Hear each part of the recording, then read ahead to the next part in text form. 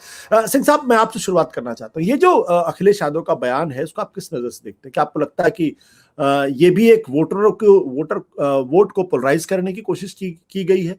क्या उनको इस बात का डर लग रहा है कि अगर जिन्ना का नाम नहीं लेंगे तो हिंदुस्तान का, उत्तर प्रदेश का जो मुस्लिम वोटर उनके साथ नहीं आएगा, या फिर मुंह से निकल गया है और भारतीय जनता पार्टी इसको बड़ा मुद्दा बना रही है?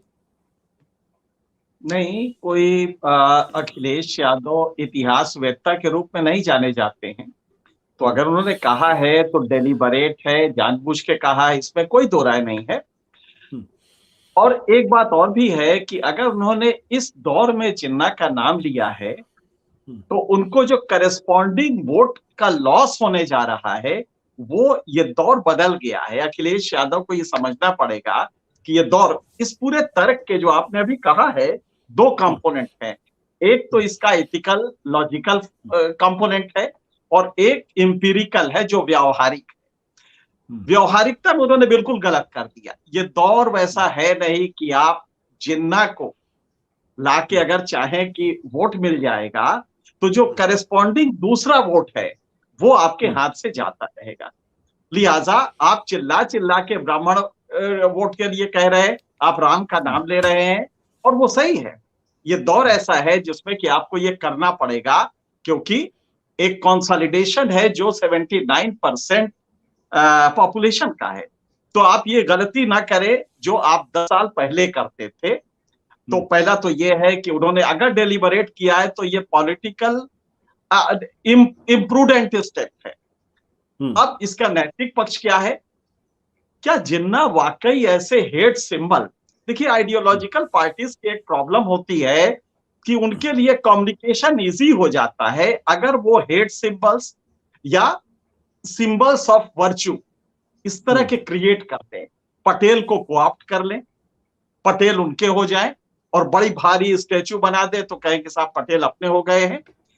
ये आइकॉन कोऑप्शन, ये एक टैक्टिक्स है जो आइडियोलॉजिकल पार्टीज बड़ी खूबसूरती से लेती हैं। पर अगर आप जिन्ना को देखें तो अनफॉर्चुनेटली अखिलेश यादव ही इसके शिकार नहीं होंगे। योगी के उसके आडवाणी खुद झेल रहे थे। आडवाणी ने इसको बुरी तरह झेला था।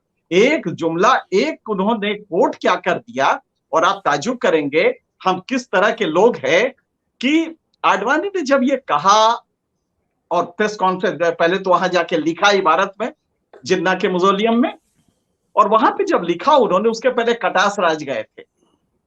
ये 4 तारीख की बात है, 4 जून की। प्रेस कॉन्फ्रेंस में भी उन्होंने यही कहा, और यहाँ पे तमाम उस जमाने में आप उसी चैनल में होते थे जहां पे ये ब्रेकिंग न्यूज आई कि साहब आडवाणी ने ये वो कर दिया, अपनी लाइन से हटे वगैरह वगैरह, और आडवाणी ने उसको कोट किया है अपनी किताब में। अब उसको गौर से अगर आप देखिए तो आडवाणी ने जो बात कही थी उसके कुछ दिन बाद एहतजाज अहसन, एक बहुत बड़े हिस्टोरियन है पाकिस्तान के, जिनके बारे में अभी था कि वो शायद प्रेसिडेंट भी बन सकते थे। खैर, दौर ऐसा था कि उतने पढ़े लिखे लोग पॉलिटिक्स में नहीं रहते हैं। एहतजाज अहसन की एक किताब थी, बाई चांस आडवाणी जी ने ये किताब मुझे भी दी थी पढ़ने के लिए। उसी दौरान जब एहतजाज में, उसके अगले दिन शायद हम पहुंचे तो उन्होंने किताब हमें धीरज पकड़ा दी कि इसको पढ़ना है। उसके प्रीफेस में उन्होंने आडवाणी जी की इस त्रासदी को कोट किया और कहा कि अजीब इत्तेफाक है, पाकिस्तान में आडवाणी को लेकर जबरदस्त गुस्सा है कि ये भारत से आया हुआ नेता, इसने जिन्ना को इन शब्दों में कैसे कहा, सेकुलर क्यों बताया? जिन्ना तो हमारे इस्लाम के लिए बहुत कुछ थे। तो पाकिस्तान में नाराजगी ये थी कि आडवाणी ने जिन्ना को सेकुलर क्यों कहा। हिंदुस्तान में नाराजगी ये थी कि जिन्ना को आपने सेकुलर क्यों कहा। दोनों की नाराजगी, ये पर्सपेक्टिव होता है जिससे आप जिस नजरिए में खड़े हैं वहां से देखते हैं। अब इसका नतीजा क्या हुआ? ये वही जिन्ना है। आप ताज्जुब करेंगे कि नवाब महमूदाबाद तब 12 साल के थे, उनके वालिद के यहाँ जिन्ना लखनऊ में रुके थे। जब वो स्कूल से आए नवाब साहब, मतलब वो बच्चे नवाब महमूदाबाद, तो उनके वालिद लेके गए, बोले कि ये हमारे नूरे चश्म हैं, और ये तो बड़े प्यार से जिन्ना ने उनके कंधे पे हाथ रखा बच्चे का, वो बताते हैं, और पूछा कि तुम एक बात बताओ, पहले तुम हिंदुस्तानी हो या मुसलमान? तो बच्चे ने एक उससे कहा, जी मैं मुसलमान हूं। तो उसने कहा नहीं, बिल्कुल नहीं, तुम पहले हिंदुस्तानी। और आप ताज्जुब करेंगे कि यही उन्होंने मुस्लिम लीग के कॉन्फ्रेंस में भी यही कहा था कि हम दोनों मिलकर ही हिंदुस्तान की आजादी दिला सकते हैं। आप जरा गौर कीजिए, आखिर ये हुआ क्या था, जिन्ना बदले कैसे वहां से जब और यह ताजुब करेंगे कि 1926 में सेंट्रल लेजिस्लेटिव असेंबली में जिन्ना का ये वो है, जबकि मुस्लिम लीग के थे वो, उस समय कांग्रेस में नहीं थे। मुस्लिम लीग के जिन्ना का कहना है कि हिंदुस्तान एक है और हम यहाँ की आजादी के लिए हर वो कोशिश करेंगे, यहाँ ना कोई हिंदू है ना मुसलमान। ये जिन्ना थे। अचानक होता क्या है कि मिड 30s के बाद जिन्ना बदलने लगते हैं और ये पार्टीशन तक जाता है। और फिर आडवाणी ने जिस कॉन्स्टिट्यूएंट असेंबली का जिक्र किया था, उसके बाद एक दिल्ली यूनिवर्सिटी की महिला है हिस्टोरियन, उन्होंने किताब लिखा था। उसमें उन्होंने बताया कि जो उस समय फर्स्ट हाई कमिश्नर थे, उससे जिन्ना ने कहा, नेहरू से कहो मेरा दिल तड़पता है, खुदा के लिए वो जो मेरा घर है उसको वो तोड़े ओड़े नहीं, उसको बदले नहीं, मैं फिर आना चाहता हूं। तो उसने ऐसे ही पूछा कि क्या मैं प्राइम मिनिस्टर से कहूं कि आप सब छोड़, हाँ एक बार कहो यार, हमें नहीं लग रहा है कि हम यहां रहेंगे। तड़पते थे जिन्ना यहां आने के लिए। खैर ये उनका जाति मामला है, हम उसको नहीं देखेंगे। लेकिन जिन्ना में बदलाव आया क्यों?